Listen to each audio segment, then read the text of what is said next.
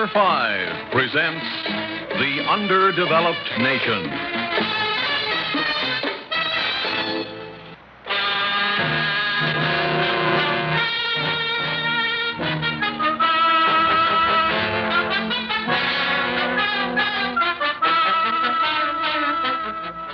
Dr. Baumel, I'll try to take as little of your time as possible, but this is all new to me. I've had very little to do with psychiatrists. That probably is all to the good, Colonel Taylor.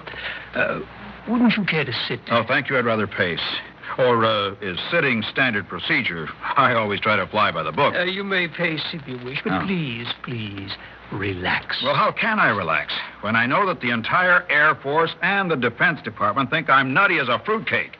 Oh, excuse me, Doctor. I've just slipped out. Now, no one thinks you're as nutty as a fruitcake. Doctor, you're one of America's leading psychiatrists. Well, even I've heard of you.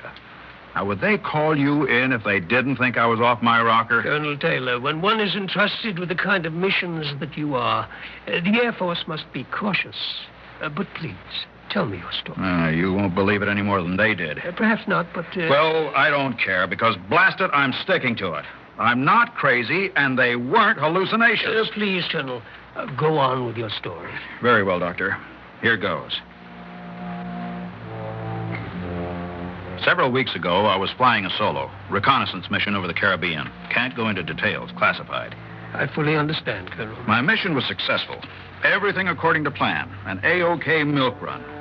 When suddenly, my generators misfunctioned, and all my instruments went dead. Bad show.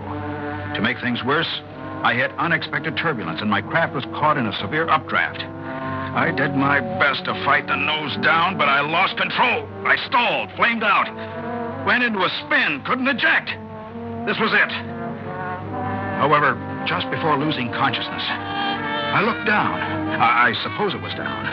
Had no real knowledge of the craft's attitude.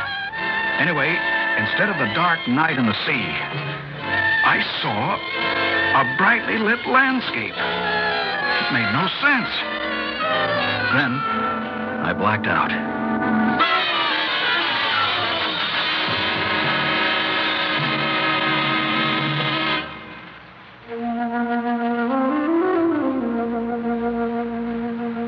When I regained consciousness, I found myself lying in a large field of bright yellow flowers.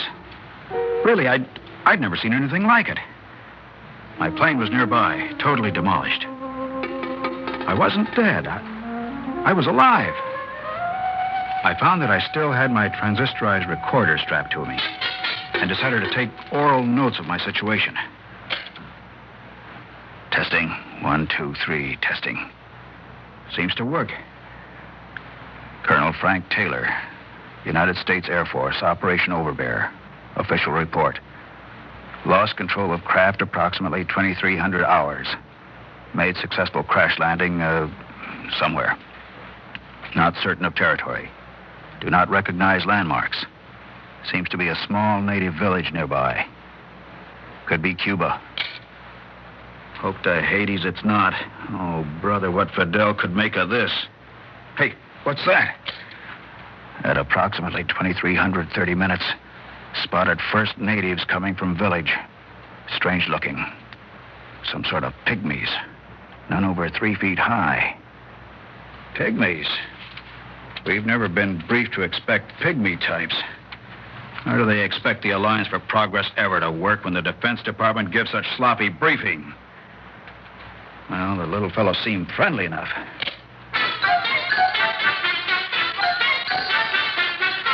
"2,332 minutes. Native chief is approaching me. We welcome you most heartily and hastily and gratefully. We're happy that you fell down from the sky. They're definitely not Castroites. Thank you, sir. Tell me, where am I? I'll be delighted to tell you where you are. But first, I must confer with my counsel.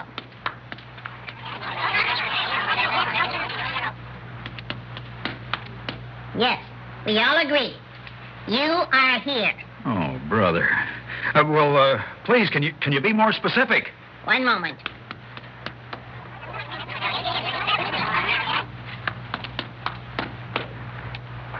Yes. To be more specific, you're right here.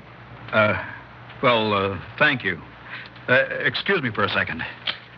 2,334 minutes. Have ascertained that this must be a totally underdeveloped nation. Natives are completely backward. Have little hope of getting much sense out of them. Tell me, sir, who are you? Why, I'm me, the mayor. The mayor of what? Oh, no, not what. This. I see. Well, tell me, is the American consul nearby? It's most important that I see him. Who? Or is it what? The American consul. USA. Yankee, you know? One moment.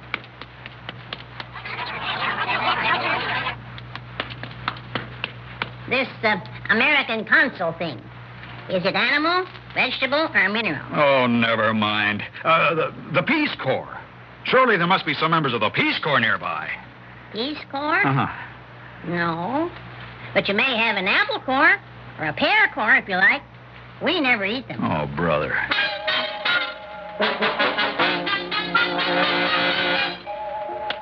$2,425 minutes. I'm walking along the only available roadway. It's a twisting, ridiculous thing, poorly maintained. The cobblestones which form it are yellowing with age.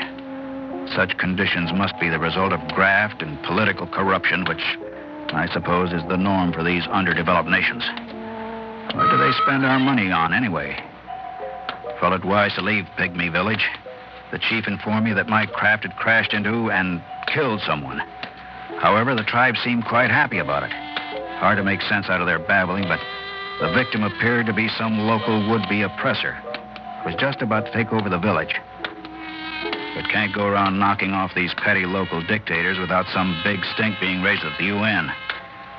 The pygmy chief said I could find help in the capital city to which this road supposedly leads. I wouldn't bet on it. Hello! Uh-oh, somebody coming. Hello! Which way are you heading? Well, I'm trying to find the city. Oh, in that case, you're heading that way. Oh, look out! Oh, I just fell off my pole. I'll get right up again. Get to Hey, watch it. Watch it. Are you all right? Yeah, sure. Legs a little wobbly, that's all. Hop, I go. Watch it. Look out, you're falling again. Yeah, that's me. I sure do have my ups and downs. Yeah. Get used to it, It is now 2,441 minutes. Finally ran into a normal-sized man, but almost wish I hadn't. Seems to be some sort of a drunk. At least his legs are quite wobbly, and he used a pole to prop himself up. His clothes are incredibly shabby, and he seems to be covered with straw. Why are you talking into that box? Oh, just making notes. It's a transistorized tape recorder. Oh, a transistorized tape recorder. You understand? No. Is it magic?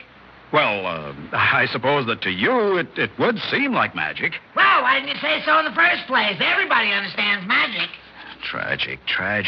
These pitiful, superstitious people. Now, I think I'll travel along with you. It's been a long time since I've been to the city. You mind? Not at all.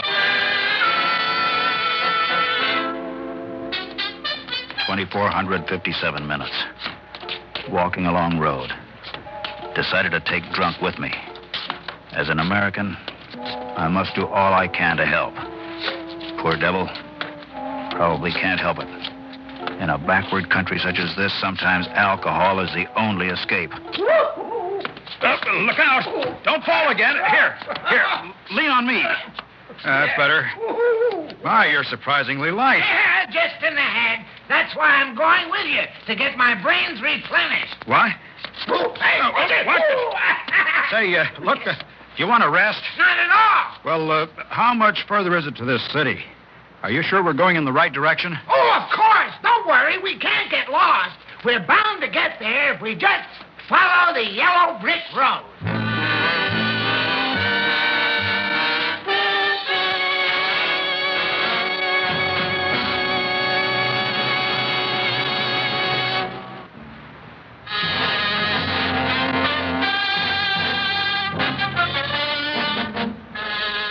Well, Doctor, do you want me to continue? But of course not.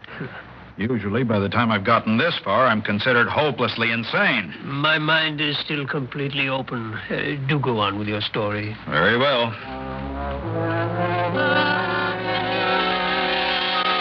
Oh, 245 minutes. Resting for a few moments after hiking for several hours. Yellow bricks hard on the feet. Although the drunk doesn't seem to care. Simple-minded fellow. He's sitting over in the field now, stuffing straw into his shirt. Probably his only way of keeping warm. Impoverished. Make a note to send care package.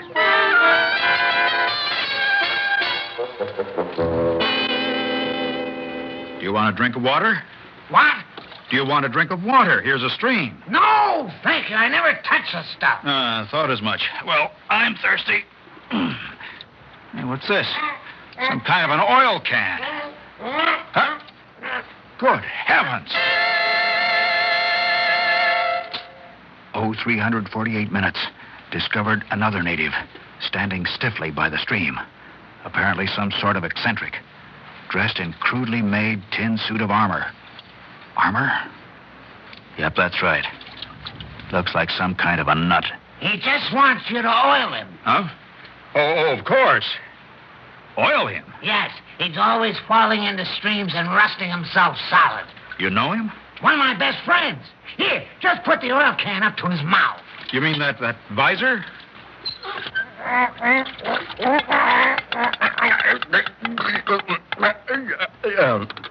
What? That's much better. Thank you. Thank you so much. My good man, why do you go around dressed like that? Oh, yeah, that's right. You probably have to make do with what you can find, huh? Well, yes. We're going to the city. Oh, may I join you? You see, I want to get my heart adjusted. My dear fellow, do you need a doctor? Huh? Doctor? What's that? Boy, I hope this recorder is working. Something must be done to better conditions here immediately. If ever a nation was ripe for communist infiltration, this is it.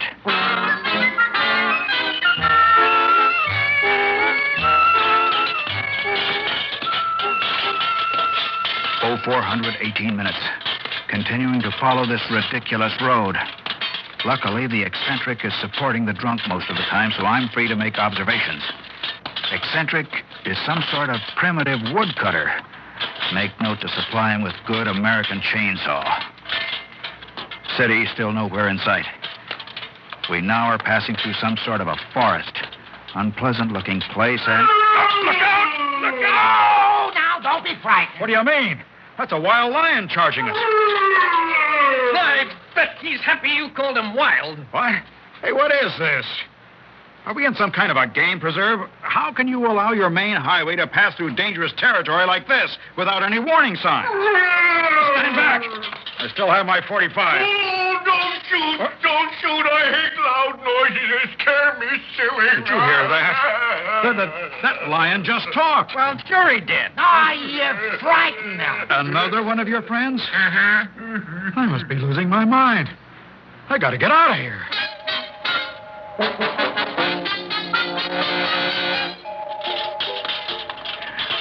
Oh, 532 minutes. All four of us continuing along road. Lion proved to be some native in masquerade costume. Probably carnival time or something. Lucky thing for me and the State Department, I didn't shoot. Boy, what the Reds could make out of that. The masquerader joined us. Wants to go to the city, too. And get this, to get his courage polished up. Superstition still runs amok in these underdeveloped nations.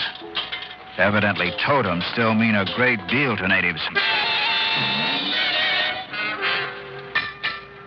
Oh, 752 minutes. Finally at the city. And what a place it is. Impossible to describe. A huge place. Surprising architecture. Something like the New York World's Fair. But so ostentatious. To think what passes for beauty in these backward countries. Buildings seem to be plastered with millions of green taillight reflectors. So that's how they spend the foreign aid money we send them. On taillight reflectors. Oh, no. They're emeralds. Don't be ridiculous. There aren't that many emeralds in the world. That's impossible. It's got to be. Think what it would do to the world's balance of wealth and rates of exchange if they were real.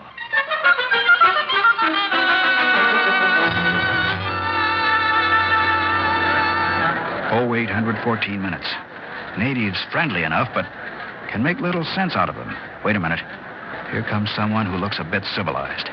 Matter of fact, she's quite lovely. Thank heaven they have some of the right kind of people around here. Welcome. I'm the Good Witch of the North. Oh, she's as nutty as the rest of them. Better watch my step, though. She might be a pinko dupe. Oh, well, how do you do, ma'am? I'd like to see the American consul as soon as I can. Oh, I'm afraid that's impossible. You see, the American consul returned to Kansas with her little dog years ago. We had a woman down here? Oh, how do you like that? Well, might I see the governor or the mayor or whatever you call him, the boss man, savvy? Oh, he's also gone. He left shortly before the American ambassadress. By balloon. Balloon? You mean you still use lighter-than-air craft? Yeah, well, tell me, is there a landing strip nearby? Look, I'll make it worth your while. I'll see that Washington send down some more foreign aid. Oh, thank you. But we don't need aid. You do. Huh? Oh, those Reds have you so brainwashed you won't even accept our money anymore, huh? I beg your pardon? Look, lady, I've got to get back to stateside. Well, that's very simple. Here, take this silver slipper. Now, hold it in your hand. Then just dream of where you want to go, and you'll be transported there. Lady, I don't dream. I navigate. Call it what you will. Please, take the slipper. Oh, very well. Anything to make you happy. Now close your eyes and repeat your destination over and over again. Fort Anderson Air Force Base. Fort Anderson Air Force Base. Fort Anderson Air Force Base.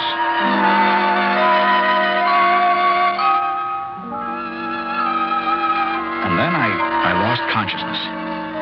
Next thing I knew, I was picked up and brought here. And that's it, Dr. Baumel. Yes, fascinating. Tell me, did it ever occur to you that it all might be a dream? Look, Doctor, I said I don't dream. I see. Colonel, what books did you read as a child? Specifically, fairy tales? Huh? Well, I don't believe I ever read any fairy tales. From early childhood on, I was only interested in technical stuff. What a pity. Well, then I suppose your verdict is that I am insane, huh? Insane? Oh, dear me, no, indeed. But tell me, if I gave you a clean bill of health, do you suppose you could fly me back to that underdeveloped nation? Doctor, if I have to, I can fly anybody anywhere. Doctor, what do you mean, back? You see, I could never find my way. And it's been so long since I left. But now, perhaps with modern navigational equipment... Oh, don't look so astonished. I suppose I'm not quite what I appear to be. What? Dr. Baumel, everybody knows that you're one of the most distinguished psychiatrists in the world. Why, you've helped hundreds of people regain their sanity. Ah, yes, their sanity. And sometimes their brains, their hearts, and their courage. Doctor, Psychiatrist, genius, call it what you will. It's really the same thing, you see. Maybe the word is wizard.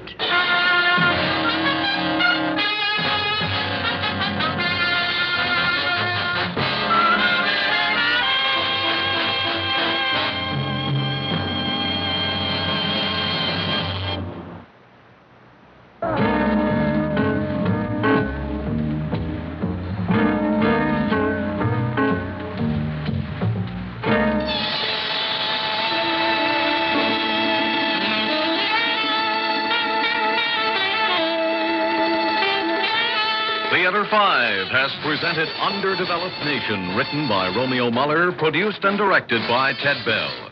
In the cast, Ralph Camargo, John McGovern, Cecil Roy, Robert Dryden, Cliff Carpenter, William Griffiths, and Ann Seymour. Audio engineers Marty Folia and Neil Pultz. Sound technician Ed Blaney. Script editor Jack C. Wilson. Original music by Alexander Vlastotsenko. Orchestra under the direction of Glenn Osser. Executive producer for Theater 5, Lee Bowman. We invite your comments.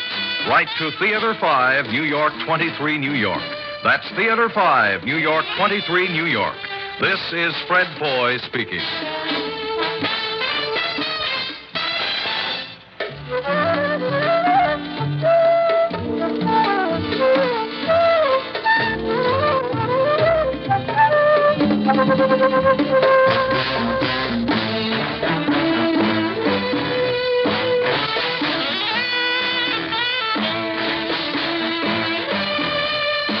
KGO Theater 5 continues after late news.